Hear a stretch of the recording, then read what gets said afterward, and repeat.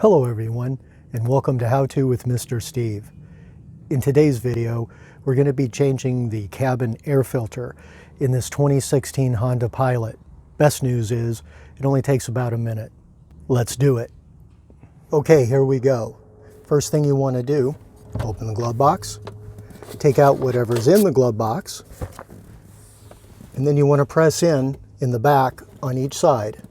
There's little tabs there, just press it in, it drops down, it'll stay right there. And then the air filter for the cabin is right behind here. You want to use your fingers to push in the tabs, wiggle it out, and it'll slide right over, and then you can replace it. There are arrows on here. Make sure they're going in the same direction when you put the new filter in.